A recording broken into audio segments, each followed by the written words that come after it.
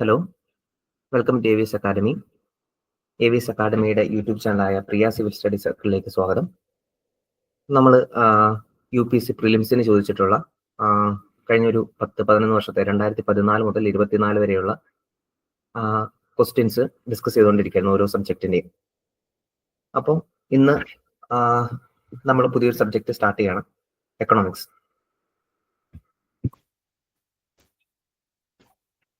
നമുക്കറിയാം എക്കണോമിക്സ് നിങ്ങൾക്കറിയാവുന്ന പോലെ തന്നെ അത്യാവശ്യം വെയിറ്റേജ് ഉണ്ട്. പ്രിലിംസിനും മെയിൻസിനും വെയിറ്റേജ് ഉണ്ട്. 10 മുകളിലേക്ക് ആയാലും ക്വസ്റ്റ്യൻ ചോദിക്കും. ചില സമയത്ത് അത് 20 മുകളിലേക്ക് വരെ പോയിട്ടുണ്ട്. ഓക്കെ, അപ്പം നമുക്കറിയാം അത് എത്രത്തോളം ഇമ്പോർട്ടൻസ് കൊടുത്ത് പഠിക്കണം എന്നുള്ളത്. റൈറ്റ്. അപ്പോൾ ചോദ്യത്തിന്റെ ഒരു നേച്ചർ എന്ന് പറഞ്ഞാൽ ബേസിക് ആയിട്ടുള്ള കാര്യങ്ങളെ ചോദിക്കാറുള്ളൂ.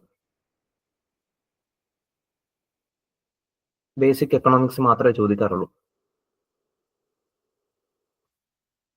പിന്നെ അത് മിക്കവാറും കറണ്ട് അഫയേഴ്സ്, ആ വർഷത്തെ കറണ്ട് അഫയേഴ്സുമായിട്ട് റിലേറ്റ് ചെയ്തിട്ടായിരിക്കും ചോദിക്കുക. ഈ രണ്ട് കാര്യങ്ങളാണ് എക്കണോമിക്സ് പ്രിലിംസിന് വേണ്ടി നമ്മൾ പ്രിപ്പയർ ചെയ്യുമ്പോൾ ശ്രദ്ധിക്കേണ്ട കാര്യങ്ങൾ. ഓക്കെ, പിന്നെ ആ ഒരു ട്രെൻഡ്, നേച്ചർ, അതൊക്കെ ഒന്ന് മനസ്സിലാക്കാൻ വേണ്ടിയിട്ട്, അല്ലെങ്കിൽ ക്വസ്റ്റ്യൻ ഡെൻസിറ്റി, ഏത് ഏരിയയിൽ നിന്നാണ് ക്വസ്റ്റ്യൻ കൂടുതലായിട്ട് ചോദിക്കാൻ സാധ്യതയുള്ളത്, ചോദിച്ചു വരുന്നതെന്നൊക്കെ മനസ്സിലാക്കാൻ വേണ്ടിയിട്ട് ഏതൊരു കോമ്പറ്റേറ്റീവ് എക്സാമിനും നമ്മൾ ചെയ്യുന്ന പോലെ തന്നെ പ്രീവിയസ് ഇയർ ക്വസ്റ്റ്യൻസ് നമ്മൾ സിസ്റ്റമാറ്റിക് ആയിട്ട് അനലൈസ് ചെയ്യണം. ആ കാര്യത്തിൽ UPSC ഒരു എക്സെപ്ഷൻ ഒന്നുമല്ല. UPSCക്കും അങ്ങനെ തന്നെയാണ് നമ്മൾ ചെയ്യേണ്ടത്. ഓക്കെ, അതുകൊണ്ടാണ് നമ്മൾ ഈ പ്രീവിയസ് ഇയർ ക്വസ്റ്റ്യൻ ഡിസ്കഷന്റെ ഒരു സീരീസ് നമ്മുടെ ചാനലിൽ പ്രൊവൈഡ് ചെയ്യുന്നത്. ഓക്കെ, അപ്പോൾ നമ്മൾ സ്റ്റാർട്ട് ചെയ്യണം. നമുക്ക് ഈ മറ്റ് സബ്ജക്റ്റുകൾ ചെയ്ത പോലെ തന്നെ ഏതാണ് ശരിയായിട്ടുള്ള ഓപ്ഷൻ എന്ന് പറയാൻ മാത്രമല്ല, ബാക്കി 3 ഓപ്ഷൻ എന്തുകൊണ്ട് ശരിയല്ല എന്നുകൂടി എക്സ്പ്ലെയിൻ ചെയ്യും. ഓക്കെ, അപ്പോൾ എക്സ്പ്ലെയിൻ ചെയ്യുന്ന രീതി അല്ലെങ്കിൽ അതിന്റെ കണ്ടന്റിന്റെ ക്വാളിറ്റി ഒക്കെ നമുക്ക് ഇഷ്ടപ്പെടുന്നുണ്ടെങ്കിൽ അത് ഫെലോ ആസ്പിരന്റിലേക്ക് നിങ്ങൾക്ക് ഷെയർ ചെയ്യുന്ന കാര്യങ്ങളൊക്കെ ആലോചിക്കുന്നതാണ്, ഒരു കമ്മ്യൂണിറ്റിയിലേക്ക് എത്തിക്കാവുന്നതാണ്. ഓക്കെ, അപ്പോൾ നമ്മൾ സമയം കളയാതെ സ്റ്റാർട്ട് ചെയ്യണം. കാരണം 2014 10 ക്വസ്റ്റ്യൻസ് ആണ് ചോദിച്ചിട്ടുള്ളത്. 10 ക്വസ്റ്റ്യൻസ് ആണ് ചോദിച്ചിട്ടുള്ളത്. അപ്പോൾ 10 ക്വസ്റ്റ്യനും ഈ ക്ലാസ്സിൽ നമ്മൾ ഡിസ്കസ് ചെയ്യും. ഓക്കെ, ആദ്യത്തെ question, if the interest rate is decreased in an economy it will. അതായത് ഒരു എക്കോണമിയിൽ ഇൻട്രസ്റ്റ് റേറ്റ് ഡിക്രീസ് ചെയ്ത് കഴിഞ്ഞാൽ ആ എക്കോണമിയിൽ എന്ത് സംഭവിക്കും? ഒരു എക്കോണമിയിൽ ഇൻട്രസ്റ്റ് റേറ്റ് ഡിക്രീസ് ചെയ്ത് കഴിഞ്ഞാൽ എക്കോണമിയിൽ എന്ത് സംഭവിക്കും? ബേസിക് ആയിട്ടുള്ള കൺസെപ്റ്റ് ആണ്. മുമ്പ് പറഞ്ഞ പോലെ തന്നെ ബേസിക് ആയിട്ടുള്ള കൺസെപ്റ്റുകളാണ് കൂടുതൽ ചോദിക്കുന്നത്. ഇവിടെ ഇൻട്രസ്റ്റ് റേറ്റിനെ കുറിച്ചാണ് ചോദിച്ചിരിക്കുന്നത്. ഇൻട്രസ്റ്റ് റേറ്റ് ഒരു ബേസിക് ആയിട്ടുള്ള കൺസെപ്റ്റ് ആണ്. ശരിക്കും ഇൻട്രസ്റ്റ് റേറ്റ് കൺട്രോൾ ചെയ്യുന്നത് എന്തിനാണെന്ന് വെച്ചാൽ പ്രധാനമായിട്ടും money supply and money demand തന്നെയാണ്. മണി സപ്ലൈനെ ഇൻട്രസ്റ്റ് റേറ്റ് കൺട്രോൾ ചെയ്യുന്നത് പ്രധാനമായിട്ടും 2 രീതിയിലാണ്. ഒന്ന്, സേവിങ്സിനെ ഇൻഫ്ലുവൻസ് ചെയ്തുകൊണ്ട്, രണ്ടാമത് ഇൻവെസ്റ്റ്മെന്റിനെ ഇൻഫ്ലുവൻസ് ചെയ്തുകൊണ്ട്. ഓക്കെ, ഇവിടെ നമ്മുടെ ഒരു നോക്കാത്ത ഒരാളാണ്. നമ്മുടെ ഒരു കോമൺ ലോജിക്, കോമൺ സെൻസ് ഒന്ന് അപ്ലൈ ചെയ്ത് നോക്കിയാൽ, സപ്പോസ് ഈ ക്വസ്റ്റിന് പറഞ്ഞിരിക്കുന്ന പോലെ ഇൻട്രസ്റ്റ് റേറ്റ് ഡിക്രീസ് ചെയ്തിരിക്കുന്ന ഒരു സിറ്റുവേഷൻ. അപ്പോൾ നമ്മുടെ കയ്യിൽ കുറച്ച് പൈസ ഉണ്ട്. ആ പണം നമ്മൾ ബാങ്കിൽ നിക്ഷേപിക്കുകയാണ്. ഓക്കെ, സേവ് ചെയ്യുകയാണ്. അങ്ങനെയാണെങ്കിൽ ഇൻട്രസ്റ്റ് റേറ്റ്, നമ്മൾ പ്രതീക്ഷിക്കുന്ന ഒരു ഇൻട്രസ്റ്റ് റേറ്റ് അവിടെ നിന്ന് കിട്ടുന്നില്ല. ഇൻട്രസ്റ്റ് റേറ്റ് ഈ ക്വസ്റ്റിന് പറഞ്ഞിരിക്കുന്ന പോലെ ഡിക്രീസ് ചെയ്തിരിക്കുകയാണ്. അങ്ങനെയാണെങ്കിൽ നമുക്ക് നമ്മുടെ കയ്യിലുള്ള പണം ബാങ്കിൽ കൊണ്ട് നിക്ഷേപിക്കാനായിട്ടുള്ള ഒരു ഇൻസെന്റീവ് കുറവായിരിക്കും, കൂടുതലായിരിക്കും? ഉറപ്പായിട്ടും കുറവായിരിക്കും. കാരണം എന്താ, ഇൻട്രസ്റ്റ് റേറ്റ് എന്ന് പറയുന്നതാണ് നമ്മളൊരു ഒരു നിശ്ചിത എമൗണ്ട് നമ്മുടെ കയ്യിലുള്ള പണം ബാങ്കിൽ നിക്ഷേപിക്കുമ്പോൾ നമുക്ക് കിട്ടുന്ന റിട്ടേൺ എന്ന് പറയുന്നത്. ആ റിട്ടേൺ കുറവാണെങ്കിൽ ക്വസ്റ്റ്യൻ പറഞ്ഞിരിക്കുന്ന ഇൻട്രസ്റ്റ് റേറ്റ് ഡിക്രീസ് ചെയ്യുന്നു. അപ്പൊ നമുക്ക് കിട്ടുന്ന റിട്ടേൺ കുറവാണ്. ഓക്കെ, അങ്ങനെയാണെങ്കിൽ നമുക്കത് അങ്ങനെ ചെയ്യാനായിട്ട്, ആ പ്രവൃത്തി ചെയ്യാനായിട്ടുള്ള ഒരു ഇൻസെന്റീവ് തീർച്ചയായിട്ടും കുറവായിരിക്കില്ലേ? അതായത് നമ്മൾ ബാങ്കിൽ പണം നിക്ഷേപിക്കാനായിട്ടുള്ള സാധ്യത കുറവായിരിക്കും. അതായത് സേവിങ്സ് എന്ന് പറയുന്നത് കുറവായിരിക്കും. ഇൻട്രസ്റ്റ് റേറ്റ് കുറവാണെങ്കിൽ സേവിങ് കുറവായിരിക്കും. ഓക്കെ, ഇനി ഈ സേവിങ് നമ്മൾ ചെയ്തില്ലെന്ന് വെച്ചു. അപ്പൊ നമ്മുടെ കയ്യിൽ എന്തുണ്ട്? ആ പണം ഉണ്ട്. അത് ഒന്നുകിൽ നമുക്ക് സേവ് ചെയ്യാം, അല്ലെങ്കിൽ നമുക്ക് ഇൻവെസ്റ്റ് ചെയ്യാം. അപ്പം ഈ ഒരു സിനേരിയയിൽ ഇൻട്രസ്റ്റ് റേറ്റ് കുറഞ്ഞു നിൽക്കുമ്പോൾ നമ്മൾ അത് സേവ് ചെയ്യാനായിട്ട് ഉദ്ദേശിക്കുന്നില്ല. കാരണം നമുക്ക് ഇൻട്രസ്റ്റ് റേറ്റ് എന്ന് പറയുന്ന ആ റിട്ടേൺ അത് കുറവാണ് കിട്ടുന്നത്. ഓക്കെ, അതുകൊണ്ട് നമ്മൾ സേവ് ചെയ്യാനായിട്ട് ഉദ്ദേശിക്കുന്നില്ല. അപ്പൊ നമ്മുടെ കയ്യിൽ എന്തുണ്ട്? പണമുണ്ട്. ഈ പണത്തിന് നമ്മൾ പറയുന്നതാണ് ഡിസ്പോസിബിൾ ഇൻകം എന്ന് പറയുന്നത്. ഡിസ്പോസിബിൾ ഇൻകം, അതായത് the money at our disposal. നമുക്ക് ഇഷ്ടമുള്ളത് അത് വെച്ച് ചെയ്യാം. ഓക്കെ, അങ്ങനെയുള്ള മണി നമ്മുടെ കയ്യിൽ ഇരിക്കുമ്പോൾ നമ്മൾ എന്ത് ചെയ്യും? സാധാരണ എന്ത് ചെയ്യും? അത് ഒന്നേ നമുക്കത് ഇൻവെസ്റ്റ് ചെയ്യാം, അല്ലെങ്കിൽ നമുക്കത് മറ്റു കാര്യങ്ങൾക്ക് വേണ്ടിയിട്ട് സ്പെൻഡ് ചെയ്യാം. ഓക്കെ, അങ്ങനെയാണെങ്കിൽ എന്ത് സംഭവിക്കും? ഒന്നുകിൽ ഇൻവെസ്റ്റ് ചെയ്യാം, അല്ലെങ്കിൽ സ്പെൻഡ് ചെയ്യാം. അങ്ങനെ സ്പെൻഡ് ചെയ്യുമ്പോൾ എന്ത് ചെയ്യും? ഓരോ സാധനങ്ങൾ നമ്മൾ കൺസ്യൂം ചെയ്യും. സാധനങ്ങളോ സർവീസോ എന്തും നമ്മൾ കൺസ്യൂം ചെയ്യും. അപ്പം നമ്മുടെ കൺസംഷൻ എക്സ്പെൻഡിച്ചർ ഇൻക്രീസ് ചെയ്യും. അതായത് നമ്മൾ ബാങ്കിൽ കൊണ്ട് നിക്ഷേപിക്കുന്നില്ല. കാരണം എന്താ? ഇൻട്രസ്റ്റ് റേറ്റ് കുറവാണ്. ഇൻട്രസ്റ്റ് റേറ്റ് എന്ന് പറയുന്നത് നമ്മൾ നിക്ഷേപിക്കുമ്പോൾ നമുക്ക് കിട്ടുന്ന റിട്ടേൺ ആണ്. അത് കുറവാണെന്ന് ക്വസ്റ്റ്യനിൽ പറഞ്ഞിരിക്കുന്നു. ഓക്കെ, അങ്ങനെയാണ് നമ്മൾ ആ പണം കയ്യിൽ പിടിക്കുന്നു. ആ പണത്തിന് നമ്മൾ പറയുന്നതാണ് ഡിസ്പോസിബിൾ ഇൻകം. ഈ ഡിസ്പോസിബിൾ ഇൻകത്തിനെ അത് എന്തിനു വേണ്ടിയിട്ട് ഉപയോഗിക്കാം? നമ്മുടെ കൺസംഷന് വേണ്ടിയിട്ട് ഉപയോഗിക്കാം. ഈ കൺസംഷൻ, ആദ്യത്തെ ഓപ്ഷൻ എന്ന് പറയുന്നത് ഈ കൺസംഷൻ എക്സ്പെൻഡിച്ചറിനെ കുറിച്ചാണ്. കൺസംഷന് വേണ്ടിയിട്ട് ഉപയോഗിക്കാം എന്ന് പറയുമ്പോൾ എന്താണ് അവിടെ സംഭവിക്കുന്നത്? കൺസംഷന് വേണ്ടിയിട്ട് ഉപയോഗിക്കുന്ന എക്സ്പെൻഡിച്ചർ അത് കൂടുന്നുണ്ട്, അല്ലെ? കൺസംഷൻ എക്സ്പെൻഡിച്ചർ കൂടുന്നുണ്ട്. പക്ഷേ ഓപ്ഷൻ തന്നിരിക്കുന്ന എന്താ? ആദ്യത്തെ ഓപ്ഷൻ എന്താ? ഇൻട്രസ്റ്റ് റേറ്റ് കുറയുമ്പോൾ അത് എങ്ങനെ സംഭവിക്കുന്ന ഓപ്ഷൻ പറഞ്ഞിരിക്കുന്നത്? ഇൻട്രസ്റ്റ് റേറ്റ് കുറയുമ്പോൾ it decrease the consumption expenditure in the economy. അങ്ങനെയാണോ? അല്ല. കാരണം എന്താ? നമ്മുടെ കയ്യിൽ പണമുണ്ട്, ആ പണം നമ്മൾ സ്പെൻഡ് ചെയ്യുമ്പോൾ അതിൽ മറ്റൊരു വാക്ക് എന്താ? നമ്മൾ കൺസ്യൂം ചെയ്യുന്നു. ഗുഡ്സ് ഓർ സർവീസ് നമ്മൾ കൺസ്യൂം ചെയ്യുന്നു. അതായത് നമ്മുടെ കൺസംഷൻ എക്സ്പെൻഡിച്ചർ ഇൻക്രീസ് ചെയ്യുകയാണ് ചെയ്യുന്നത്. ഓക്കെ, അപ്പൊ ഇവിടെ തന്നിരിക്കുന്നത് ഡിക്രീസ് എന്നാണ്. അതുകൊണ്ട് ഓപ്ഷൻ എ തെറ്റാണ്. രണ്ടാമത്തേത്, ഇൻട്രസ്റ്റ് റേറ്റ് കുറഞ്ഞു കഴിയുമ്പോൾ എന്ത് ചെയ്യുന്ന പറഞ്ഞിരിക്കുന്നത്? Increase the tax collection of the government. നമ്മൾ ഈ പറഞ്ഞ സിനേരിയയിൽ എവിടെയെങ്കിലും ടാക്സ് കളക്ഷൻ എന്നുള്ള വാക്ക് വന്നോ? ടാക്സ് എന്ന് വന്നോ? ഒരിടത്തും ടാക്സിനെ കുറിച്ച് നമ്മൾ സംസാരിച്ചില്ല. അതായത് ഇൻട്രസ്റ്റ് റേറ്റിന് ടാക്സ് കളക്ഷനുമായിട്ട് നേരിട്ട് ബന്ധമില്ല. അതുകൊണ്ട് രണ്ടാമത്തെ ഓപ്ഷൻ തെറ്റാണ്. എന്തുകൊണ്ടാണ് തെറ്റെന്ന് മനസ്സിലായോ? നേരിട്ട് ഒരു ഡയറക്റ്റ് റിലേഷൻ നമ്മുടെ ലോജിക്ക് വെച്ച് നമുക്ക് കണ്ടുപിടിക്കാൻ പറ്റുന്നുണ്ടോ? ഇല്ല. ടാക്സ് കളക്ഷനുമായിട്ട് നേരിട്ട് ഒരു ബന്ധമില്ല. ഇനി ഇൻഡയറക്റ്റ് ആയിട്ട് റിലേഷൻ ഉണ്ട്, അത് പക്ഷേ ഇവിടെ റെലവെന്റ് അല്ല, അത്രയും ഡീപ്പായിട്ടൊന്നും ചോദിക്കത്തില്ല. ഇനി മൂന്നാമത്തെ option, increase the interest rate കുറഞ്ഞു കഴിയുമ്പോൾ increase the investment expenditure in the economy. അത് ശരിയാണോ നോക്കൂ. നമ്മുടെ കയ്യിൽ ഇവിടുത്തെ സിനേരിയോ എന്താണ്? ഇൻട്രസ്റ്റ് റേറ്റ് കുറവാണ്. കുറഞ്ഞു കഴിയുമ്പോൾ നമുക്ക് എന്ത് ചെയ്യാം? ഒന്ന് ഇൻവെസ്റ്റ് ചെയ്യാം, അല്ലെങ്കിൽ സേവ് ചെയ്യാം എന്നാണ് നമ്മൾ പഠിച്ചത്. ഇൻട്രസ്റ്റ് റേറ്റ് കുറഞ്ഞു കഴിയുമ്പോൾ നമുക്ക് സേവ് ചെയ്യാനുള്ള ഇൻസെന്റീവ് കുറവായിരിക്കും. അപ്പോൾ എന്താണ്? നമ്മുടെ സേവിങ് റേറ്റ് കുറയുന്നു എന്ന് പഠിച്ചു. ഓക്കെ, ഇനി സേവ് ചെയ്യാതെ വെച്ചിരിക്കുന്ന നമുക്ക് ഒന്നേ കൺസ്യൂം ചെയ്യാം. അപ്പൊ നമ്മൾ എന്താണ്? കൺസംഷൻ എക്സ്പെൻഡിച്ചർ ഇൻക്രീസ് ചെയ്യുമെന്ന് നമ്മൾ പഠിച്ചു. അതല്ലെങ്കിൽ രണ്ടാമതൊരു സേവ് ചെയ്യാം, അല്ലെങ്കിൽ മറ്റെന്ത് ചെയ്യാം എന്നാണ് നമ്മൾ ഇവിടെ പഠിച്ചത്? ഒന്നേ സേവ് ചെയ്യാം, അല്ലെങ്കിൽ ഇൻവെസ്റ്റ് ചെയ്യാം എന്നാണ് പഠിച്ചത്. ഓക്കെ, ഇവിടെ സേവിങ് കുറവാണെന്ന് ഓൾറെഡി കണ്ടു. അങ്ങനെയാണെങ്കിൽ എന്ത് ചെയ്യാം? ഒന്നിൽ അത് വെറുതെ കൺസ്യൂം ചെയ്യാം, അല്ലെങ്കിൽ നമുക്ക് ഇൻവെസ്റ്റ് ചെയ്യാം. അതായത് ഇൻവെസ്റ്റ് ചെയ്യാന്ന് പറഞ്ഞാൽ എന്താ? ഇൻവെസ്റ്റ്മെന്റ് എക്സ്പെൻഡിച്ചർ കൂടുക എന്നാണ് അർത്ഥം. ഓക്കെ, അപ്പം ഇവിടെ എന്താണ്? ഇൻവെസ്റ്റ്മെന്റ് എക്സ്പെൻഡിച്ചർ കൂടുക എന്നുള്ള കൺക്ലൂഷനിലേക്ക് എത്തി. ഓപ്ഷനിൽ എന്താ തന്നിരിക്കുന്നത്? ഇൻട്രസ്റ്റ് റേറ്റ് കുറഞ്ഞു കഴിയുമ്പോൾ ഇൻക്രീസ് ദ ഇൻവെസ്റ്റ്മെന്റ് എക്സ്പെൻഡിച്ചർ. അത് ശരിയാണോ? ശരിയാണ്. അതല്ല നമ്മൾ ഇവിടെ കണ്ടുപിടിച്ചത്. ഇൻവെസ്റ്റ്മെന്റ് എക്സ്പെൻഡിച്ചർ കൂടി. ഇൻട്രസ്റ്റ് റേറ്റ് കുറഞ്ഞു കഴിയുമ്പോൾ ഇൻവെസ്റ്റ്മെന്റ് എക്സ്പെൻഡിച്ചർ കൂടി എന്ന് നമ്മൾ കണ്ടു. Increase the investment expenditure. ആ ഓപ്ഷൻ ശരിയാണ്. ഓപ്ഷൻ സി ആണ് ശരി ഉത്തരം. ഇനി നാലാമത്തെ ഓപ്ഷൻ കൂടെ നോക്കാം, എന്തുകൊണ്ട് അത് ശരിയായി വരുന്നില്ല എന്ന്. ഇൻട്രസ്റ്റ് റേറ്റ് കുറഞ്ഞു കഴിയുമ്പോൾ increase the total savings in the economy. Okay, അത് തെറ്റാണെന്ന് വായിക്കുമ്പോൾ തന്നെ അറിയാലോ. കാരണം എന്താ? നമ്മൾ ഇവിടെ കണ്ടുപിടിച്ചത് എന്താ? ഇൻട്രസ്റ്റ് റേറ്റ് കുറയുമ്പോൾ എന്ത് സംഭവിക്കുന്നു? സേവിങ്സ് കുറയുന്നു എന്നാണ് കണ്ടുപിടിച്ചത്. ഓക്കെ, കാരണം എന്താ? ഇൻട്രസ്റ്റ് റേറ്റ് എന്ന് പറയുന്നത് നമ്മുടെ സേവിങ്സിന് കിട്ടുന്ന റിട്ടേൺ ആണ്. ആ റിട്ടേൺ കുറഞ്ഞു കഴിയുമ്പോൾ നമുക്ക് സേവ് ചെയ്യാനുള്ള ഇൻസെന്റീവ് കുറവായിരിക്കും. അപ്പോൾ ടോട്ടൽ സേവിങ്സ് ഉറപ്പായിട്ടും കുറവാണ് വരേണ്ടത്. പക്ഷേ ഓപ്ഷൻ തന്നിരിക്കുന്നത് എന്താ? ഇൻക്രീസ് ദ ടോട്ടൽ സേവിങ്സ് എന്നാണ്.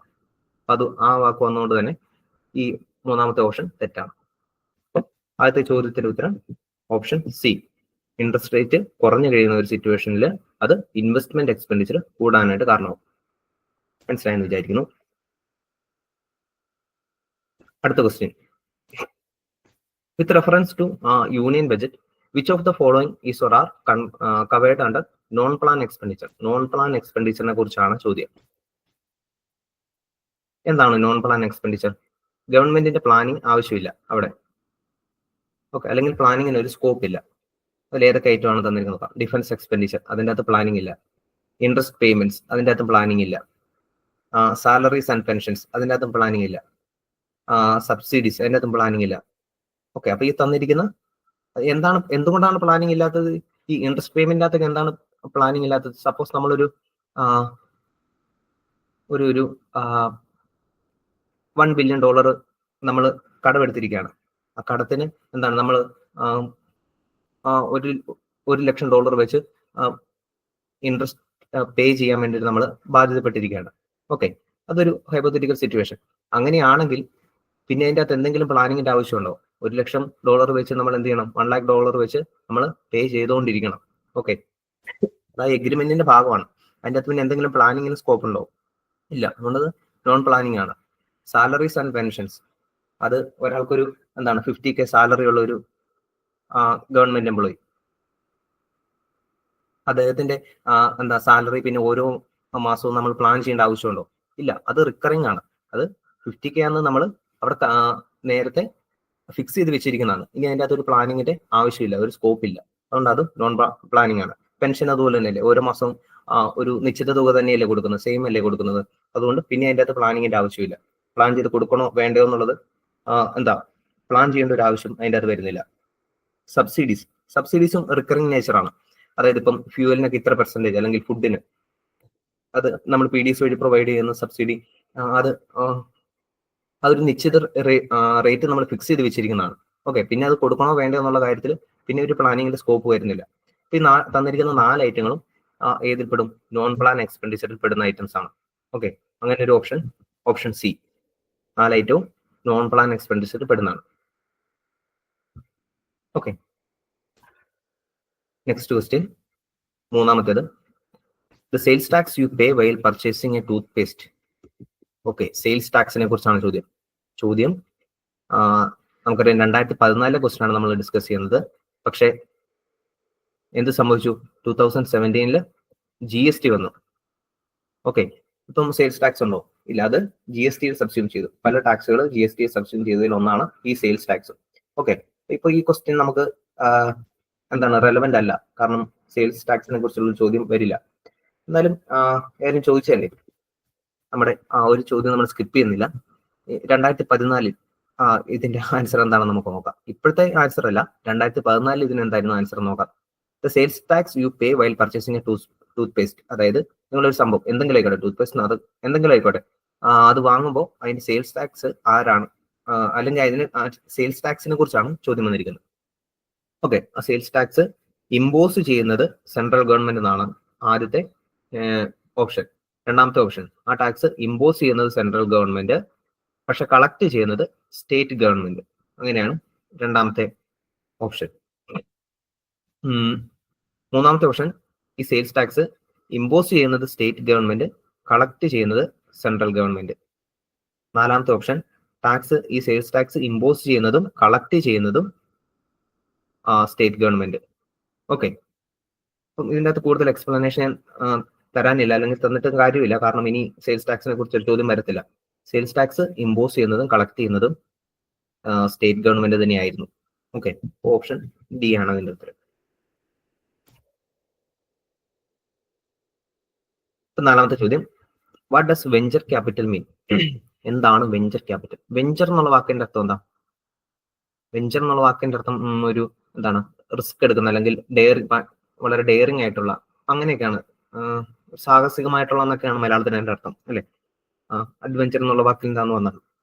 ഓക്കെ, അപ്പം എന്താണ് ഒരു റിസ്ക് എന്നുള്ള ഒരു അർത്ഥമാണ് നമുക്കിത് വായിക്കുമ്പോൾ കിട്ടുന്നത്, വെഞ്ചർ ക്യാപിറ്റൽ. അപ്പൊ ഇതിന്റെ അകത്ത് എന്തോ റിസ്ക് ഉണ്ട്. ഓക്കെ, അപ്പം ആ ഒരു വാക്കിന്റെ അർത്ഥം കൂടെ വെച്ചിട്ടാണ് നമ്മൾ ബാക്കി ഓപ്ഷൻ നോക്കാനായിട്ട്. വെഞ്ചർ ക്യാപിറ്റൽ എന്ന് പറഞ്ഞാൽ എന്താണ്?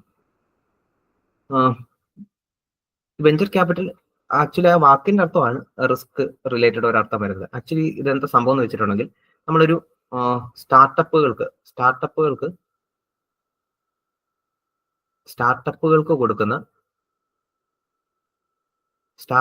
കൊടുക്കുന്ന ഒരു ഇനിഷ്യൽ ഇൻവെസ്റ്റ്മെന്റ് ആണ്. സ്റ്റാർട്ടപ്പുകളുടെ തുടക്കത്തിൽ കൊടുക്കുന്ന ഒരു ഇനിഷ്യൽ ഇൻവെസ്റ്റ്മെന്റ് ആണ് വെഞ്ചർ ക്യാപിറ്റൽ എന്ന് പറയുന്നത്. ഇതിന്റെ ഒരു ടേം എവിടെയെങ്കിലും നിങ്ങൾ വായിച്ചിട്ടുണ്ടെങ്കിൽ ഈസി ആയിട്ട് നിങ്ങൾക്ക് ഈ ക്വസ്റ്റ്യൻ ആൻസർ ചെയ്യാനായിട്ട് പറ്റും. വെഞ്ചർ ക്യാപിറ്റൽ എന്ന് പറഞ്ഞാൽ ഈ ഒരു കുഞ്ഞു ഡെഫിനിഷൻ, അതിന്റെ ബാക്കി ഡീറ്റെയിൽസ് ഒന്നും അറിയേണ്ട ആവശ്യമില്ല. ഈ കുഞ്ഞു ഡെഫിനിഷൻ എവിടെയെങ്കിലും വായിച്ചിട്ടുണ്ടെങ്കിൽ നിങ്ങൾക്ക് ഈസി ആയിട്ട് ഈ ക്വസ്റ്റ്യൻ ആൻസർ ചെയ്യാൻ പറ്റും. അപ്പൊ ആദ്യത്തെ ഓപ്ഷൻ നോക്കൂ, a short time capital provided to industries. സ്റ്റാർട്ടപ്പുകളുടെ നേച്ചർ സ്റ്റാർട്ടപ്പുകൾക്കാണ് കൊടുക്കുന്നത് നമ്മൾ കണ്ടു. അപ്പം സ്റ്റാർട്ടപ്പുകൾക്ക് ഈ ഷോർട്ട് ടൈമിൽ കൊടുത്തിട്ട് വല്ല കാര്യമുണ്ടോ? ഷോർട്ട് ടൈമിൽ കൊടുത്തിട്ട് ഒരു കാര്യമില്ല. കാരണം എന്താ, സ്റ്റാർട്ടപ്പ് ഒന്ന് പച്ച പിടിച്ച് വരണമെങ്കിൽ തന്നെ കുറച്ച് സമയം എടുക്കും, ഷോർട്ട് ടൈം എടുക്കും. അപ്പത്തേനും ആ ക്യാപിറ്റൽ പിൻവലിച്ചിട്ട് കാര്യമുണ്ടോ? ഇല്ല. അത് എപ്പോഴും സ്റ്റാർട്ടപ്പുകൾ വളർന്നു വരണമെങ്കിൽ എന്ത് ചെയ്യണം, അത് ലോങ് ടൈമിൽ കൊടുക്കണം, ലോങ് ടേമിൽ കൊടുക്കണം. ഓക്കെ, ഇത് തെറ്റാണ്. സ്റ്റാർട്ടപ്പുകൾ കൊടുക്കുന്നതാണെന്ന് മനസ്സിലാക്കി കഴിഞ്ഞാൽ പിന്നെ നമുക്ക് ഈ ഓപ്ഷൻസ് ഈസി ആയിട്ട് എന്താണ് ഡിസൈഡ് ചെയ്യാൻ പറ്റും ഏതാണ് ശരിയെന്നുള്ളത്. രണ്ടാമത്തെ option, a long time startup capital provided to new entrepreneurs. അത് ശരിയാണല്ലോ. അത് തന്നെയാണ് അതിന്റെ ഡെഫിനിഷനും. ലോങ് ടൈം ആയിരിക്കും, ലോങ് ടൈം ആയിരിക്കും. പിന്നെ ആർക്ക് കൊടുക്കുന്നതായിരിക്കും? സ്റ്റാർട്ടപ്പുകൾ കൊടുക്കുന്നതായിരിക്കും. പിന്നെ എന്താ പറഞ്ഞിരിക്കുന്നത്? New entrepreneurs. അതും ശരിയാണ്. 3 കാര്യങ്ങൾ ശരിയാണ്. അപ്പോൾ ഓപ്ഷൻ ബി ആണ് ഇതിന്റെ അകത്ത് ആൻസർ ആയിട്ട് വരുന്നത്. ഇനി മൂന്നാമത്തെ ഓപ്ഷൻ എന്തുകൊണ്ട് വരുന്നില്ല? Funds provided to industries at times of incurring losses. അതായത് നിലവിലുള്ള ഇൻഡസ്ട്രിക്ക് ലോസ് വരുന്ന സമയത്ത് കൊടുക്കുന്നതാണോ വെഞ്ചർ ക്യാപിറ്റൽ എന്നാണ് പറഞ്ഞിരിക്കുന്നത്. അങ്ങനെയാണോ? അല്ല. നിലവിലുള്ള ഇൻഡസ്ട്രീസിന് കൊടുക്കുന്നതല്ല. അത് പുതിയ സ്റ്റാർട്ടപ്പുകൾക്ക് കൊടുക്കുന്ന ക്യാപിറ്റലിനാണ് നമ്മൾ വെഞ്ചർ ക്യാപിറ്റൽ എന്ന് പറയുന്നത്. അപ്പോൾ ഓപ്ഷൻ സി തെറ്റാണ്. ഇനി ഓപ്ഷൻ ഡിയും തെറ്റാണെന്ന് നമുക്കറിയാം. എങ്ങനെയാണ് തെറ്റാണെന്ന് നോക്കാം. Funds provided for replacement and renovation of industries.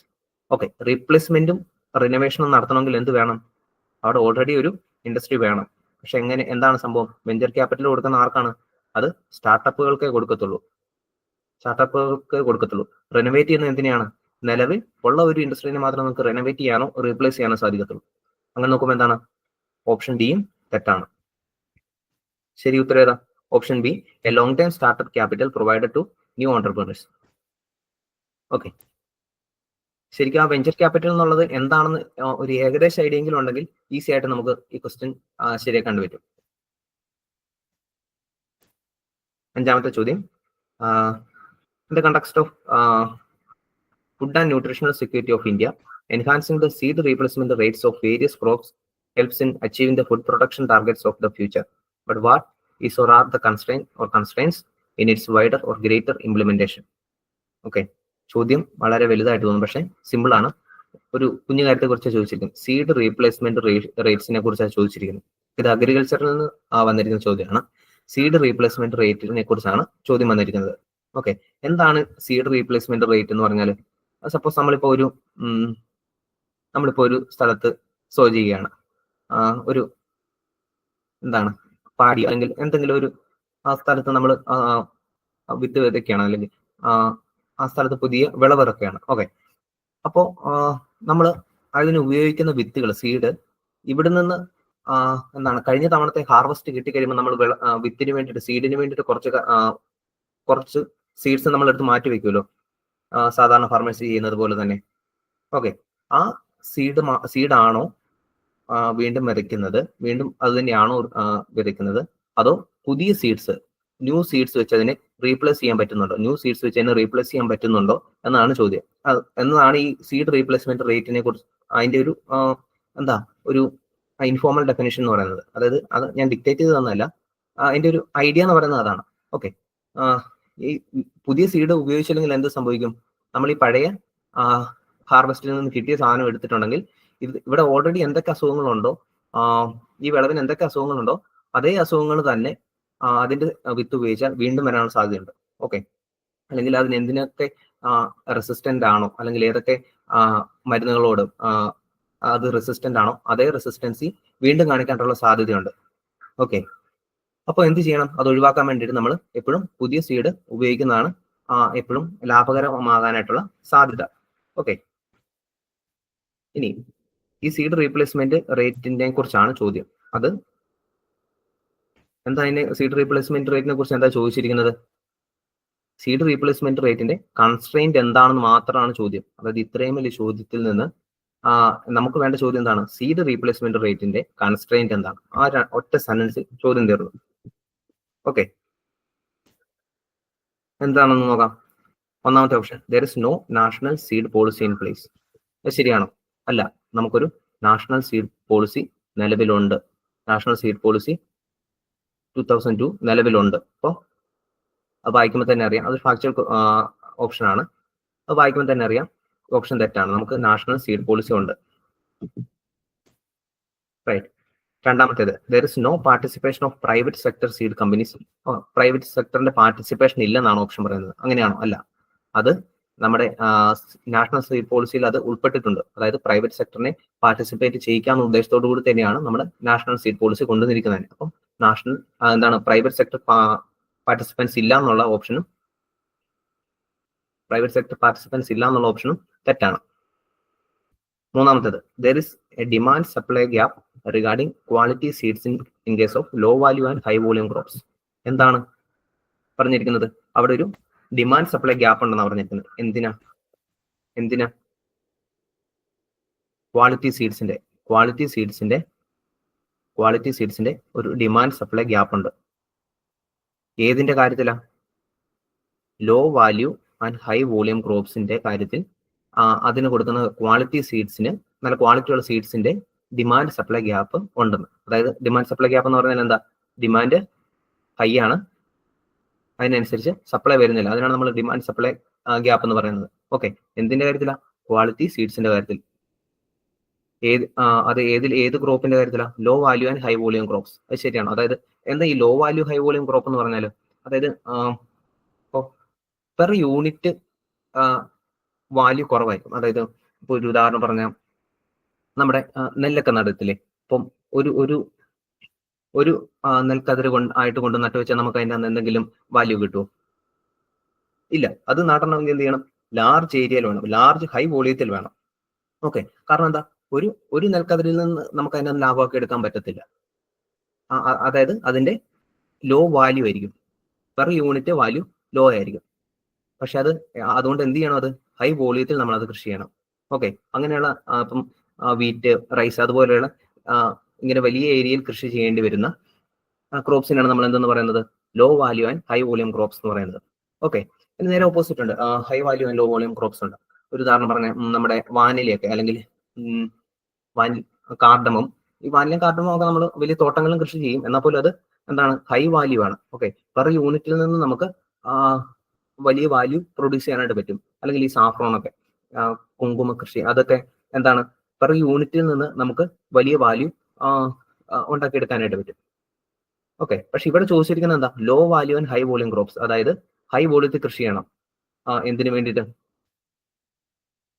അതിൻ്റെ അന്ന് ലാഭം ഉണ്ടാക്കിയെടുക്കാൻ വേണ്ടിയിട്ട് ഹൈ വോളിയത്തിൽ കൃഷി ചെയ്യണം. കാരണം എന്താ? അതിന് പെർ യൂണിറ്റ് വാല്യൂ തീരെ കുറവാണ്, ലോ ആണ്. ഓക്കെ. അതിന് ഉദാഹരണമാണ് നമ്മൾ റൈസ്, വീറ്റ് അങ്ങനെയുള്ള സംഭവങ്ങളൊക്കെ പറഞ്ഞത്. അങ്ങനെയുള്ള ക്രോപ്സിന്റെ ക്വാളിറ്റി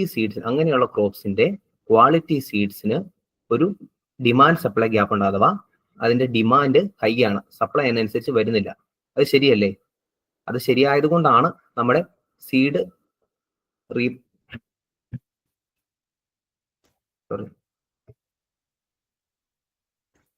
ആ സ്റ്റേറ്റ്മെന്റ് ശരിയായത് കൊണ്ടാണ് നമ്മുടെ സീഡ് റീപ്ലേസ്മെന്റ് റേറ്റ് കുറവായിട്ട് നിൽക്കുന്നത്.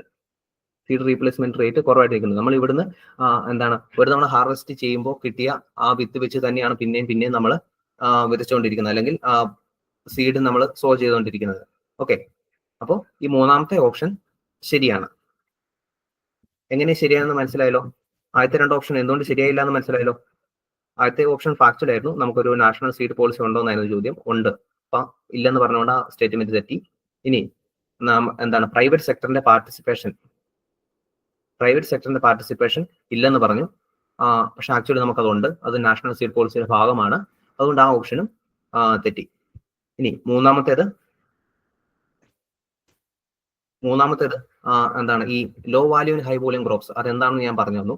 ഇങ്ങനെയുള്ള ക്രോപ്സിന്റെ ക്വാളിറ്റി സീഡ് കിട്ടാൻ വേണ്ടിയിട്ട് അതിന്റെ ഡിമാൻഡിനനുസരിച്ചുള്ള ഒരു സപ്ലൈ ഉണ്ടാവുന്നില്ല. അതുകൊണ്ട് സീഡ് റീപ്ലേസ്മെന്റ് റേറ്റിനെ അത് അഫക്ട് ചെയ്യുന്നുണ്ടെന്നാണ് അതിന്റെ സാരം.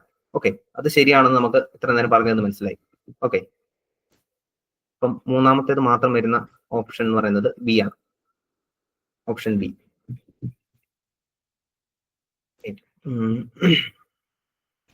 അടുത്തത് 6th one, with reference to balance of payments, which of the following constitute the current account? Balance of payment അഥവാ BOP യെ കുറിച്ചാണ് ചോദ്യം.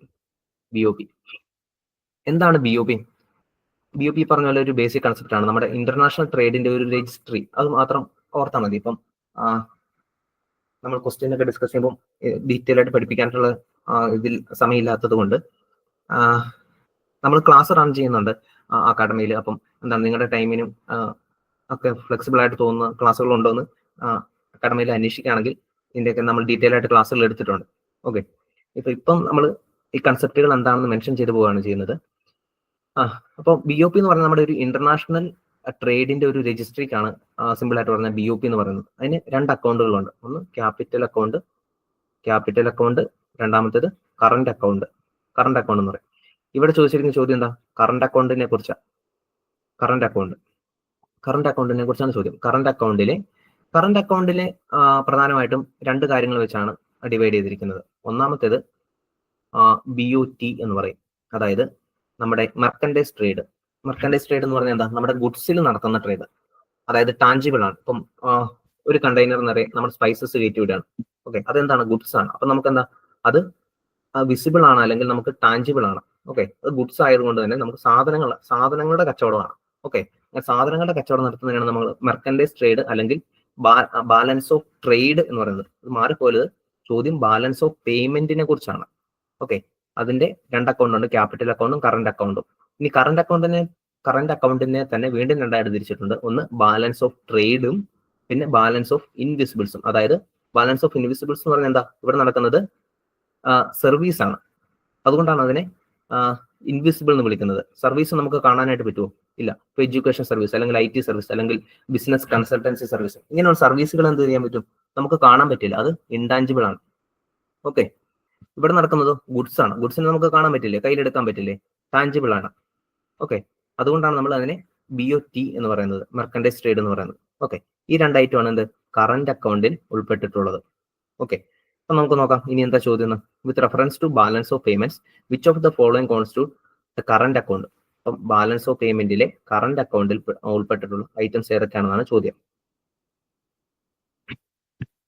ഒന്നാമത്തെ ഓപ്ഷൻ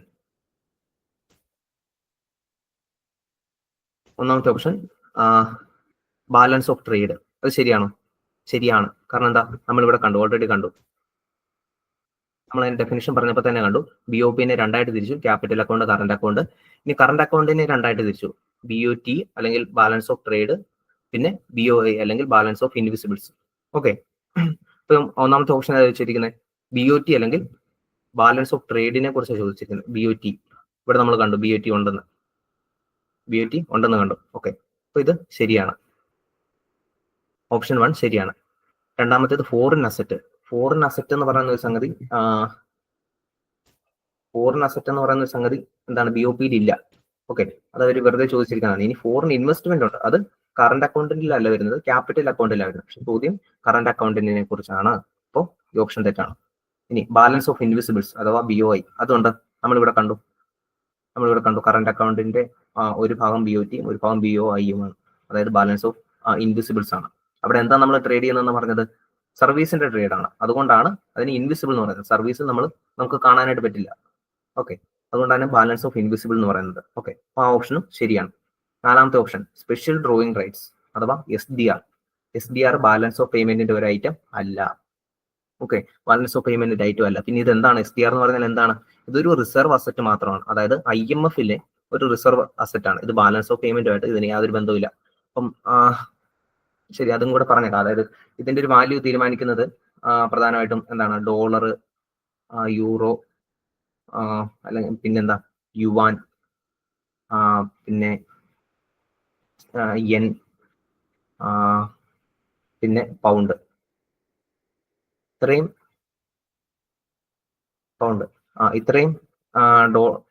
ഇന്റർനാഷണൽ കറൻസികളുടെ വാല്യൂ വെച്ചിട്ട് ഉള്ള ഒരു അസറ്റ് ആണ് SDR അഥവാ സ്പെഷ്യൽ ഡ്രോയിങ് റൈറ്റ്സ് എന്ന് പറയുന്നത്. ഇത് എന്തിനു ഉപയോഗിക്കുന്നതാണ്? IMF-ന്റെ ഒരു റിസർവ് അസറ്റ് ആയിട്ട് ഉപയോഗിക്കുന്നതാണ്. ഓക്കെ, അതിന് ബാലൻസ് ഓഫ് പേയ്മെന്റുമായിട്ട് യാതൊരു ബന്ധവുമില്ല. ഈ ഓപ്ഷനും തെറ്റാണ്. ഓക്കെ, ഇങ്ങനെയാണ് നമ്മുടെ ക്ലാസ്സുകൾ മുന്നോട്ട് പോകുന്നത്. നമുക്ക് ഇപ്പോൾ ഓപ്ഷൻ ഇത് വെറുതെ എന്താണ് ഇതിന്റെ ഏതൊക്കെ ഐറ്റം ആണെന്ന് വെറുതെ പറഞ്ഞു പോയാൽ മതിയായിരുന്നു. പക്ഷെ നമ്മളത് ഓരോ ഓപ്ഷനും എന്താണെന്ന് നമ്മൾ ഡീറ്റെയിൽ ആയിട്ട് പറ്റുന്നത്രയും ഡീറ്റെയിൽ ആയിട്ട് നമ്മൾ കാണുന്നുണ്ട്. എന്നിട്ട് ആണ് നമ്മൾ ക്ലാസ് ചെയ്യുന്നതിനെ കണ്ടുപിടിക്കണം ഇതിൽ ഏത് ഓപ്ഷനാണ് ശരി, എന്തുകൊണ്ട് ബാക്കി ഓപ്ഷനുകൾ തെറ്റായി എന്ന് നമ്മൾ ക്ലാസ് ചെയ്യുന്നതിനെ നമ്മൾ കണ്ടുപിടിക്കണം. ഇങ്ങനെയാണ് നമ്മുടെ ഡിസ്കഷൻ മുമ്പോട്ട് പോകുന്നത്. ഓക്കെ, അപ്പം ഏതൊക്കെയാണ് നമ്മൾ ശരിയായിട്ട് കണ്ടുപിടിച്ചത്? ഒന്ന്, ബാലൻസ് ഓഫ് ട്രേഡ് ഉണ്ട്. പിന്നെ മൂന്നാമത്തേത് ബാലൻസ് ഓഫ് ഇൻവിസിബിൾസ് അഥവാ ബാലൻസ് ഓഫ് സർവീസിന്റെ ട്രേഡ്. ഇത് രണ്ടും ശരിയാണെന്നാണ് നമ്മൾ കണ്ടുപിടിച്ചത്. അതായത് 1ഉം 3ഉം വരുന്ന ഓപ്ഷൻ ഏതാണ്? അത് ഓപ്ഷൻ സി ആണ്. ഓപ്ഷൻ സി ആണ് right answer. 7th question. What is the facility the beneficiaries can get from the services of business correspondent or bank സാധി in branchless areas? അതായത് ഇത് ആ സമയത്ത് ഞാൻ പറഞ്ഞിരുന്നല്ലോ, ക്വസ്റ്റ്യൻ വരുന്നത് കറണ്ട് അഫയേഴ്സ് ഒക്കെ ആയിട്ട് ലിങ്ക് ചെയ്തിട്ടായിരിക്കും. ഇത് ആ സമയത്ത് 2014 ഒരു കറണ്ട് അഫയർ ആണ് ഈ ബിസിനസ് കറസ്പോണ്ടന്റ് അല്ലെങ്കിൽ ബാങ്ക് സാധി എന്ന് പറയുന്ന സംഭവം. ഓക്കെ, എന്താണ് ഈ ബിസിനസ് കറസ്പോണ്ടന്റ് എന്ന് പറഞ്ഞാൽ?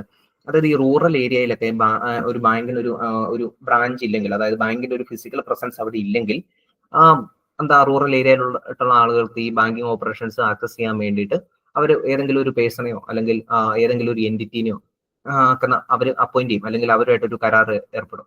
ഓക്കെ, പിന്നെ അവർ മുഖാന്തരമായിരിക്കും ചിലപ്പോൾ നിങ്ങളുടെ നാട്ടിൽ ഇപ്പോൾ റൂറൽ ഏരിയ എന്നൊക്കെ വരുന്നെങ്കിൽ നിങ്ങളുടെ നാട്ടിലൊക്കെ കാണും ഒരുപക്ഷെ ഏതെങ്കിലും വീട്ടിൽ ബാങ്കിങ് സേവനങ്ങൾ അവർ ഡെലിഗേറ്റ് ചെയ്യും. ഓക്കെ, ആ വീട്ടിലെ ഒരാളുമായിട്ട് കരാർ എടുത്തിട്ട് അവരുടെ വീട്ടിൽ ഇതിനുള്ള സൗകര്യങ്ങൾ ബാങ്ക് ചെയ്തു കൊടുക്കും. ഓക്കെ, അപ്പൊ ബാങ്കിന് എന്താണ് ലാഭം അതിൻ്റെ അകത്തുനിന്ന്?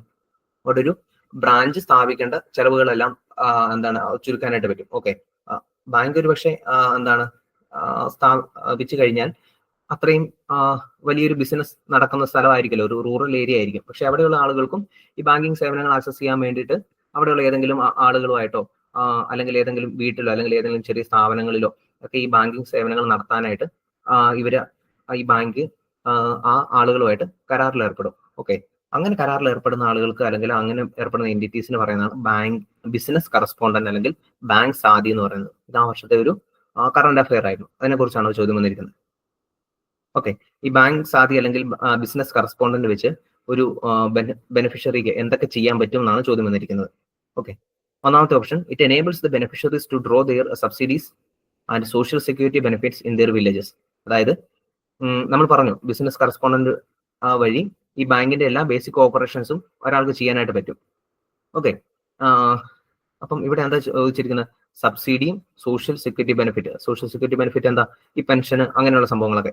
ഓക്കെ, അത് ആക്സസ് ചെയ്യാൻ പറ്റുന്ന ചോദ്യം. എല്ലാ ബേസിക് ഓപ്പറേഷൻസും നടത്താൻ പറ്റുമെങ്കിൽ ഉറപ്പായിട്ടും ഈ സബ്സിഡി പിൻവലിക്കുന്നതിനും അല്ലെങ്കിൽ പെൻഷൻ പിൻവലിക്കുന്നതിനും എന്തെങ്കിലും പ്രത്യേകതയുണ്ടോ? ഇല്ല, അതും പണമാണ്. ആക്ച്വലി അതും പണമായിട്ട് മാത്രമാണ് കരുതപ്പെടുന്നത്. പെൻഷനായാലും അത് പണമാണ്. ഓക്കെ, ആ പണം പിൻവലിക്കാൻ പറ്റുമോ എന്നാണ് ചോദ്യം. ഓക്കെ, പറ്റും, തീർച്ചയായിട്ടും പറ്റും. കാരണം എന്താ? വിത്ഡ്രോ ചെയ്യുക, മണി വിത്ഡ്രോ ചെയ്യുക എന്ന് പറയുന്ന ഒരു ബേസിക് ബാങ്കിങ് ഓപ്പറേഷൻ ആണ്. അത് എല്ലാ ബേസിക് ബാങ്കിങ് ഓപ്പറേഷൻസും എവിടെ ചെയ്യാൻ പറ്റും? ഈ ബിസിനസ് കറസ്പോണ്ടന്റ് അല്ലെങ്കിൽ ബാങ്ക് ആക്ട് വഴി ചെയ്യാനായിട്ട് പറ്റും. ഓപ്ഷൻ 1 ശരിയാണ്. ഇനി രണ്ടാമത്തേത്, it enables the beneficiaries in the rural areas to make deposits and withdrawals. നമ്മുടെ റൂറൽ ഏരിയാസിൽ ഡെപ്പോസിറ്റുകളും വിത്ഡ്രോവലുകളും നടത്താനായിട്ട് സാധിക്കുമെന്നാണ് സ്റ്റേറ്റ്മെന്റ് വന്നിരിക്കുന്നത്. സാധിക്കുമെന്നാണല്ലോ നമ്മൾ മുമ്പത്തെ ഓപ്ഷനിൽ കണ്ടത്. അത് മറ്റൊരു രീതി ചോദിച്ചിട്ടുള്ളൂ. ഇവിടെ നേരിട്ട് ഡെപ്പോസിറ്റും വിത്ഡ്രോവലും നടത്താൻ പറ്റുമെന്ന ചോദ്യം. ആദ്യത്തെ സ്റ്റേറ്റ്മെന്റിൽ എന്താ പറഞ്ഞിരിക്കുന്നത്? സബ്സിഡിയും സോഷ്യൽ സെക്യൂരിറ്റി ബെനിഫിറ്റുകളായിട്ടുള്ള പെൻഷൻ പോലുള്ള സംഭവങ്ങൾ വിത്ഡ്രോ ചെയ്യാൻ പറ്റുമെന്നായിരുന്നു ചോദ്യം. ഇത് രണ്ടും സെയിം ആണ് ഉദ്ദേശിച്ചിരിക്കുന്നത്. ഇതും ചെയ്യാൻ പറ്റും, അതായത് ഡെപ്പോസിറ്റ് നടത്താനും പറ്റും, വിത്ഡ്രോവൽ നടത്താനും പറ്റും. ഓക്കെ, ഈ രണ്ട് ഓപ്ഷൻ സ്റ്റേറ്റ്മെന്റുകളും ശരിയാണ്. ഈ രണ്ടും ശരിയായിട്ട് വരുന്ന ഓപ്ഷൻ എന്ന് പറയുന്നത് correct answer both 1 and 2. Option C ആണ് ഉത്തരം. എങ്ങനെയാ വന്നതെന്ന് മനസ്സിലായല്ലോ? ബാങ്ക് സാധ്യത വഴി നമുക്ക് ബേസിക് ആയിട്ടുള്ള എല്ലാ ബാങ്കിങ് ഓപ്പറേഷൻസും നടത്താൻ പറ്റും. ബേസിക് ആയിട്ടുള്ള ബാങ്കിങ് ഓപ്പറേഷൻസ് ആണ് എന്ത്? ഡിപ്പോസിറ്റ് നടത്തുക, വിത്ഡ്രോവൽ നടത്തുക എന്ന് പറയുന്നത്. ഓക്കെ, ഇതൊക്കെ കറണ്ട് അഫയേഴ്സ് ആയിട്ട് ലിങ്ക് ചെയ്തിട്ടുണ്ടെന്നേ ഉള്ളൂ. വളരെ സിമ്പിൾ ആയിട്ടുള്ള ക്വസ്റ്റ്യൻസ് ആണ് ചോദിച്ചത്. എട്ടാമത്തെ ചോദ്യം, in the context of Indian economy, which of the following is the purpose of statutory reserve requirements? SRR. SRR-നെ കുറിച്ചാണ് ചോദ്യം. SRR എന്ന് പറഞ്ഞിട്ടുണ്ടെങ്കിൽ അതായത് ബാങ്കുകൾക്ക് അവരുടെ കയ്യിലുള്ള മുഴുവൻ തുകയും ലോൺ ആയിട്ട് കൊടുക്കാനായിട്ട് പറ്റത്തില്ല. ഒരു നിശ്ചിത എമൗണ്ട് അവരെടുത്ത് റിസർവ് ആക്കി വെക്കണം. ആ റിസർവ് ആക്കി വെക്കുന്ന എമൗണ്ടിനാണ് നമ്മൾ എന്ന് പറയുന്നത് സ്റ്റാറ്റ്യൂട്ടറി റിസർവ് റിക്വയർമെന്റ് എന്ന് പറയുന്നത്. ഓക്കെ, ഇത് പ്രധാനമായിട്ടും 2 തരത്തിലാണ് ഉള്ളത്. ഒന്ന് CRR അഥവാ ക്യാഷ് റിസർവ് റേഷ്യോ, രണ്ടാമത്തേത് SLR.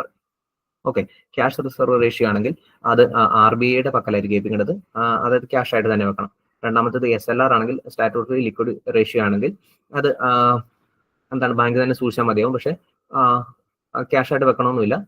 ഒരു എന്താണ് ക്യാഷ് അല്ലെങ്കിൽ നിയർ ക്യാഷ് ആയിട്ടുള്ള ഇപ്പൊ ഗോൾഡ്, ഗവൺമെന്റ് ബോൺസ്, സെക്യൂരിറ്റീസ് അങ്ങനെയുള്ള സംഭവങ്ങളായിട്ട് വെച്ചാലും മതിയാവും.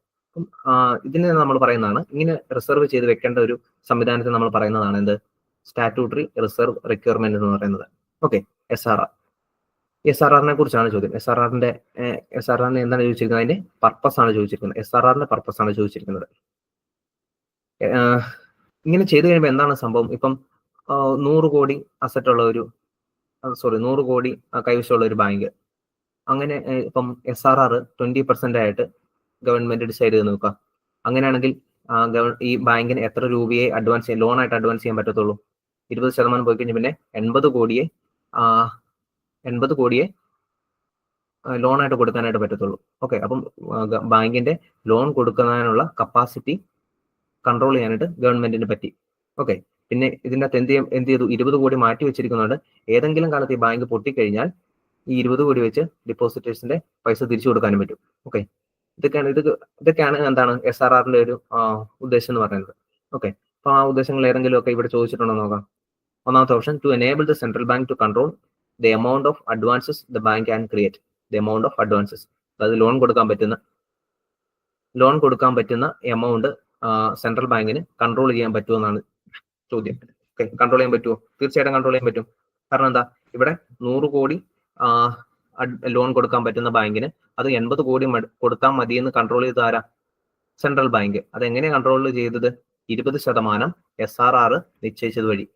ഓക്കെ, ഇപ്പൊ സെൻട്രൽ ബാങ്കിന് ഈ എന്താണ് 20 കോടി മാറ്റി വെക്കണം എന്നുള്ള റിക്വയർമെന്റ് കൊടുക്കാൻ പറ്റിയത്, അല്ലെങ്കിൽ 80 കോടി കൊടുത്താൽ മതി എന്നുള്ള കൺട്രോൾ കൊണ്ടുവരാൻ പറ്റിയത് SRR വഴിയാണ്. അപ്പം ഒന്നാമത്തെ ഓപ്ഷൻ ശരിയാണ്, കൺട്രോൾ ചെയ്യാൻ പറ്റും. രണ്ടാമത്തെ option, to make the people's deposits with bank safe and liquid. അത് ഞാൻ പറഞ്ഞു കഴിഞ്ഞു. ഓക്കെ, ഏതെങ്കിലും കാലത്ത് ഈ ബാങ്കിന് എന്താണ് ഒരു ലിക്വിഡേറ്റ് ആയി പോവുകയാണെങ്കിൽ നമ്മുടെ കയ്യിൽ എന്തിരിപ്പുണ്ട്? ഈ 20% റിസർവ് ഇരിപ്പുണ്ട്. ഓക്കെ, അപ്പൊ എന്താണ് നമുക്കൊരു ബാക്കപ്പ് ഉണ്ട്, സേഫ് ആൻഡ് ലിക്വിഡ്. ആ ഓപ്ഷനും ശരിയാണ്. മൂന്നാമത്തെ option, to prevent the commercial banks from making excessive profit. അത് ശരിയാണോ? കൊമേഴ്ഷ്യൽ ബാങ്കിങ് എന്ന് പറയാൻ എന്താ, ഒരു ബിസിനസ് ആക്ടിവിറ്റിയാ. ബിസിനസ് ആക്ടിവിറ്റിയിൽ നമ്മൾ എക്സസീവ് പ്രോഫിറ്റ് ഉണ്ടാക്കാതിരിക്കാൻ വേണ്ടി ഗവൺമെന്റ് എന്തെങ്കിലും ചെയ്യോ? ഇല്ല. അത് പണ്ട് ചെയ്തിട്ടുണ്ട്, നമ്മൾ MRTPയുടെ ഒക്കെ കാലത്ത് നമ്മൾ ചെയ്തിട്ടുണ്ട്. പക്ഷെ ഇപ്പോൾ അങ്ങനെയല്ല. ഇപ്പോൾ മാക്സിമം പ്രോഫിറ്റ് ഉണ്ടാക്കാൻ വേണ്ടിയിട്ട് ഓരോ ബിസിനസ് എന്റിറ്റിനും ഗവൺമെന്റ് പ്രോത്സാഹിപ്പിക്കത്തേ ഉള്ളൂ. ഓക്കെ, ഇപ്പം ബാങ്കുകളും പ്രോഫിറ്റ് ഉണ്ടാക്കണ്ട എന്നുള്ള ഉദ്ദേശത്തിലാണോ SRR എടുത്തു വെച്ചിരിക്കുന്നത്? അല്ല. ആ ഓപ്ഷൻ തെറ്റാണ്. എന്റെ ഉദ്ദേശം എന്തൊക്കെയാണ്? ഈ ഡിപ്പോസിറ്റുകൾ ഒന്ന് സേഫ് ആക്കി വെക്കുക. പിന്നെന്താണ്, സെൻട്രൽ ബാങ്ക് കൺട്രോൾ ചെയ്യുക. എന്തിനെ കൺട്രോൾ ചെയ്യുക? കൊമേഴ്ഷ്യൽ ബാങ്കുകൾ എത്രത്തോളം എമൗണ്ട് ലോൺ കൊടുക്കണം എന്നുള്ള കാര്യത്തിന് സെൻട്രൽ ബാങ്കിന്റെ ഒരു കൺട്രോൾ കൊണ്ടുവരിക. ഈ രണ്ട് ഉദ്ദേശം മാത്രമേ SRRനുള്ളൂ. നാലാമത്തെ ഓപ്ഷൻ എന്താ, to force the banks to have sufficient vault cash to meet their day to day requirements. ശരിയാണോ? അല്ല. ഏതെങ്കിലും ബാങ്കുകൾ ഫോഴ്സ് ചെയ്യാൻ വേണ്ടിയിട്ടാണോ? അല്ല. എന്തിനു ഫോഴ്സ് ചെയ്യണമെന്ന് ചോദിച്ചാൽ വോൾട്ട് ക്യാഷ്, അതായത് ഈ ക്യാഷ് എന്ന് പറയുന്നതാണ് എന്ത്, ബാങ്കിന്റെയും മിച്ചമുണ്ട്. ഇത് വെച്ച് ബാങ്കിന് എന്ത് ചെയ്യാൻ പറ്റും? ലോൺ കൊടുക്കാനായിട്ട് പറ്റും, അല്ലെങ്കിൽ ഡേ ടു ഡേ റിക്വയർമെന്റ്സ് നടത്താനായിട്ട് പറ്റും. ഓക്കെ, ഇത് സഫീഷ്യന്റ് ആയിട്ട് ഉണ്ടാവണം എന്നതിന് വേണ്ടിയിട്ടാണോ? അല്ല. അങ്ങനെ സഫീഷ്യന്റ് ആയിട്ട് ഉണ്ടാവണം എന്നായിരുന്നെങ്കിൽ ഒരു റിസർവ് ഇല്ലാതെ മുഴുവൻ ഈ ക്യാഷ് ആയിട്ട് വെച്ചോളാനായിരുന്നു സെൻട്രൽ ബാങ്ക് പറയേണ്ടത്. പക്ഷെ ഇവിടെ അങ്ങനെയല്ല. ഇതിൻ്റെ അന്ന് കുറച്ചെടുത്ത് നിങ്ങൾ SRR ആയിട്ട് വെക്കണം എന്നാണ് പറഞ്ഞിരിക്കുന്നത്. ഓക്കെ, അപ്പൊ ഇതിന് നേരെ ഓപ്പോസിറ്റ് ആണ് സംഭവിക്കുന്നത്. അതുകൊണ്ട് ഈ ഓപ്ഷനും തെറ്റാണ്. നമ്മുടെ ആദ്യത്തെ 2 സ്റ്റേറ്റ്മെന്റ് മാത്രമേ ശരിയുള്ളൂ. അതുള്ള ഓപ്ഷൻ ഉണ്ടോ നോക്കാം. ഓക്കെ, 1 and 2 ഓപ്ഷൻ ബി ആണ് ഇന്നത്തെ ശരി വരുന്നത്.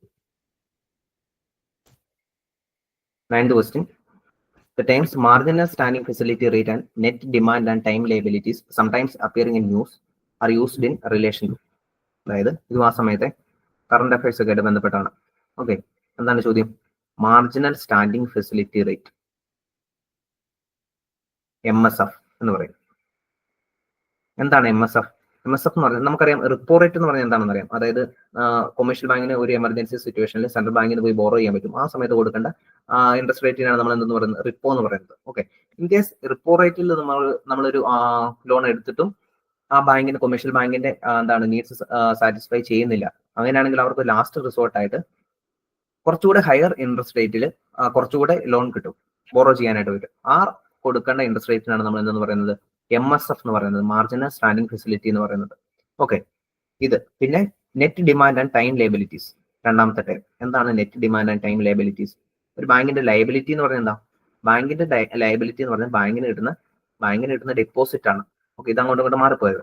ബാങ്കിന് കിട്ടുന്ന ലയബിലിറ്റി ഡെപ്പോസിറ്റ് ആണ് ബാങ്കിന്റെ ലയബിലിറ്റി എന്ന് പറയുന്നത്. ബാങ്ക് കൊടുക്കുന്ന ലോൺ ബാങ്കിന്റെ അസറ്റ് ആണ്. ഒരു ബാങ്കിൽ ചെന്ന് നമ്മൾ ഡെപ്പോസിറ്റ് ചെയ്യുമ്പോൾ നമുക്കാണ് ആ ഡെപ്പോസിറ്റ് ഒരു അസറ്റ് ആയിട്ട് മാറുന്നത്. പക്ഷെ ബാങ്കിന് എന്താണ്? ബാങ്കിന് ഒരു ലയബിലിറ്റി ആണ്. കാരണം എന്താ? ഡിപ്പോസിറ്റ് ബാങ്ക് നമ്മൾ ആവശ്യപ്പെടുമ്പോൾ നമുക്ക് തിരിച്ചു തരണം. ഓക്കെ, അപ്പൊ എന്താണ് ബാങ്ക് അവിടെ ബാധ്യതപ്പെട്ടില്ല. ലയബിലിറ്റി എന്ന് പറഞ്ഞാൽ എന്താ? ബാധ്യത, കടം എന്നൊക്കെയാണ് അർത്ഥം അല്ലെ? അപ്പം ബാങ്കിന്റെ ഒരു ലയബിലിറ്റി ആണ് ഈ ഡിപ്പോസിറ്റ് തിരിച്ചു കൊടുക്കുക എന്നുള്ളത്. അതേസമയം നമുക്കതൊരു അസറ്റ് ആണ്.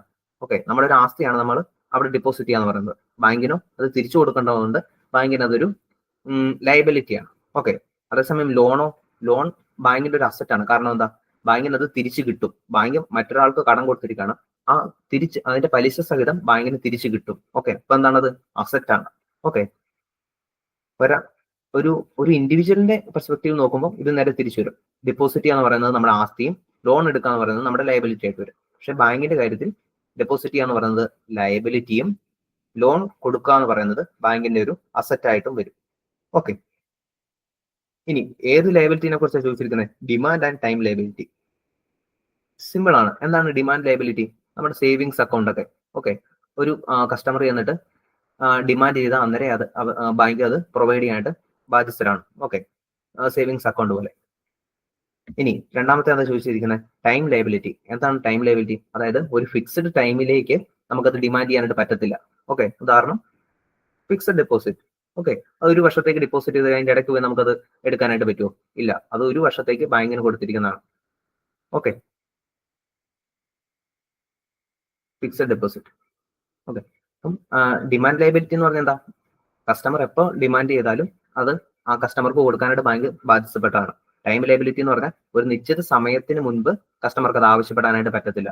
ഓക്കെ, അതാണ് net demand and time liability എന്ന് പറഞ്ഞാൽ.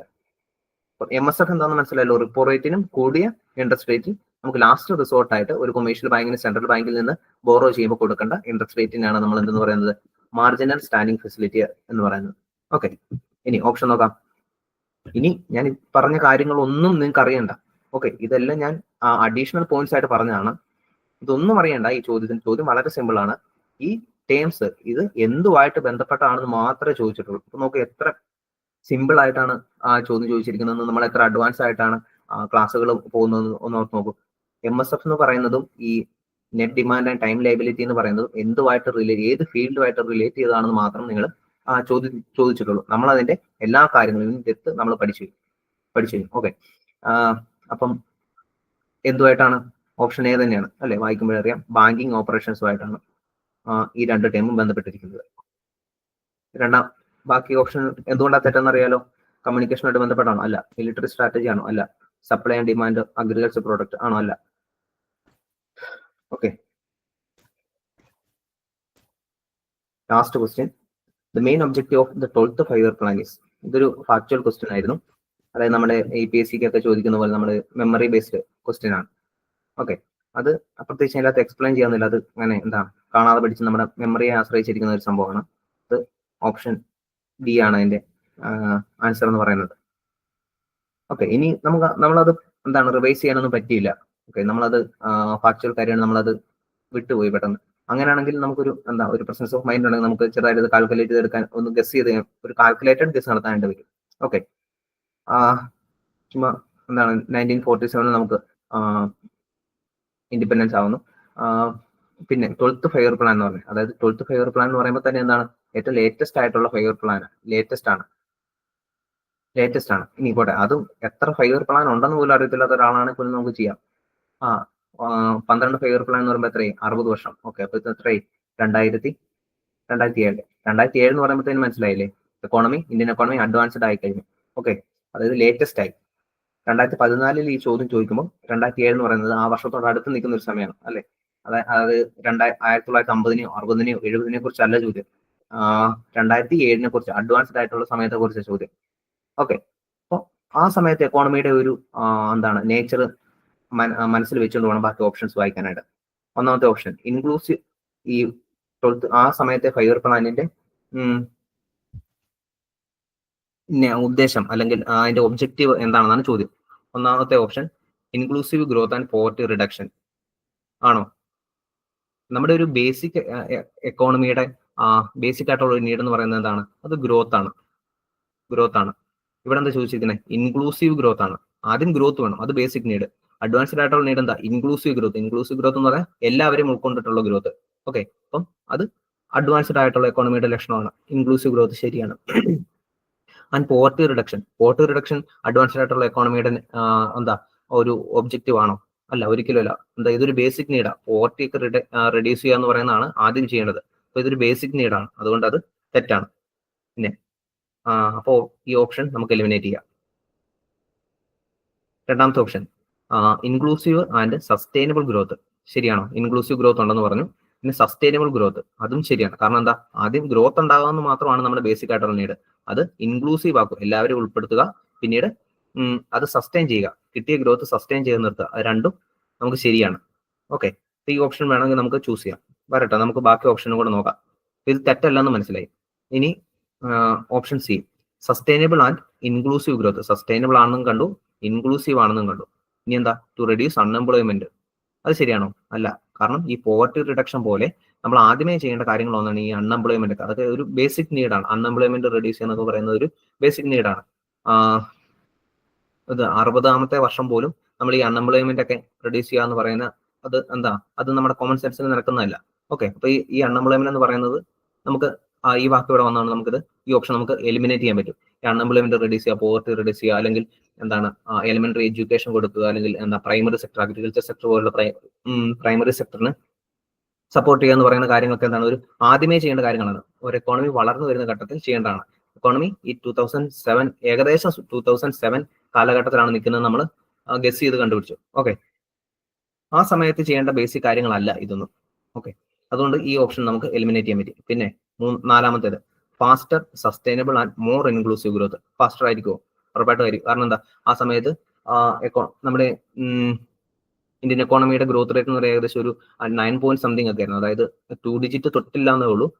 ശരിക്കും ചൈനയ്ക്ക് ശേഷം എനിക്ക് തോന്നുന്നു ഒരു സമയത്ത് ചൈനയെ ഓവർടേക്ക് ചെയ്തെന്ന് വരെ തോന്നുന്നു. ഓക്കെ, കുറച്ചു കാലത്തേക്ക്. അപ്പം ഇന്ത്യൻ ചൈനയായിരുന്നു ആ സമയത്ത് ഫാസ്റ്റസ്റ്റ് ഗ്രോയിങ് എക്കോണമീസ് എന്ന് പറയുന്നത്. ഓക്കെ, അപ്പോൾ വളരെ ഫാസ്റ്റ് ആയിരുന്നു.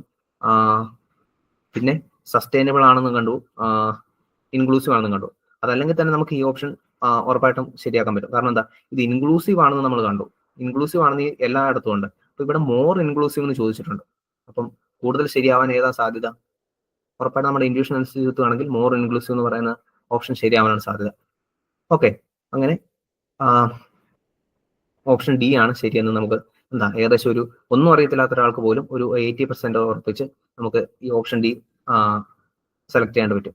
ഓക്കെ, ഇതിൻ്റെ അകത്ത് കാര്യങ്ങൾ പറഞ്ഞു തരണമെങ്കിൽ ഇത് 2007-ലല്ല ശരിക്കും നടന്നത്. നമ്മളിത് ഏകദേശം എന്താ ഒരു പീരീഡ് കണ്ടുപിടിച്ചാണ്. ഓക്കെ, ഇത് നടക്കുന്നത് പറയുന്നത് 2012 മുതൽ 2017 വരെയാണ്. ഓക്കെ, ഇപ്പൊ നമുക്ക് 5 ഇയർ പ്ലാൻസ് ഉണ്ടോ? ഇല്ല. നമുക്ക് 1950-ല് നമ്മുടെ പ്ലാനിംഗ് കമ്മീഷൻ വരുന്നു. 1951-ല് നമ്മുടെ ഫസ്റ്റ് 5 ഇയർ പ്ലാൻ വരുന്നു. അങ്ങനെ നമ്മൾ 12th 5 ഇയർ പ്ലാൻ വരെ എത്തി. 12th 5 ഇയർ പ്ലാനോടുകൂടി ആ സംഭവം നിർത്തി. പിന്നെ എന്ത് സംഭവിച്ചു? അതിനുശേഷം നമ്മൾ വന്നത് എന്താണ്? അതിനുശേഷം നമ്മൾ എന്താ വന്നത്? നീതി ആയോഗാണ്. ഓക്കെ, പ്ലാനിംഗ് കമ്മീഷനെ റീപ്ലേസ് ചെയ്തുകൊണ്ട് നമ്മൾ നീതി ആയോഗ് കൊണ്ടുവന്നു. ഇതൊക്കെ ഫാക്ച്വൽ ആയിട്ടുള്ള കാര്യങ്ങളാണ്. ഈ ഫാക്ച്വൽ കാര്യങ്ങളൊന്നും ഓർക്കാതെ പോയ ഒരാൾക്ക് എങ്ങനെ ഈ ക്വസ്റ്റ്യൻ കറക്റ്റായിട്ട് കണ്ടുപിടിക്കാം എന്നാണ് നമ്മളൊന്ന് വർക്ക്ഔട്ട് ചെയ്ത് നോക്കി. ഓക്കെ, അപ്പോൾ അത്രേ ഉള്ളൂ 2014-ലെ ക്വസ്റ്റ്യൻസ് എന്ന് പറയുന്നത്. നമ്മൾ എല്ലാ ക്വസ്റ്റ്യൻസും ഡിസ്കസ് ചെയ്തു, ഒന്നുപോലും വിട്ടില്ല. അതും ഓപ്ഷൻസ് എല്ലാം ഡീറ്റെയിൽ ആയിട്ട് തന്നെ നോക്കി. ഈ രീതിയിൽ എന്താ ഓരോ ഓപ്ഷനും ഡീറ്റെയിൽ ആയിട്ട് നോക്കുന്നു. അത് എന്താണ് നിങ്ങൾക്ക് ഉപകാരപ്പെടുന്നു എന്ന് തോന്നുകയാണെങ്കിൽ നിങ്ങളുടെ ഒരു പിയർ ഗ്രൂപ്പിലേക്ക് ഷെയർ ചെയ്ത് കൊടുക്കുക. ഓക്കെ, എന്തെങ്കിലും സജഷൻസ് ഉണ്ടെങ്കിൽ അറിയിക്കുക. അപ്പോൾ നമുക്കറിയാം തിങ്കൾ, ബുധൻ, വെള്ളി ദിവസങ്ങളിലാണ് നമ്മൾ പുതിയ ക്ലാസ്സുകൾ തരുന്നത്. അപ്പോൾ ഇനി അടുത്ത ക്ലാസ്സിൽ നമുക്ക് കാണാം. ബൈ.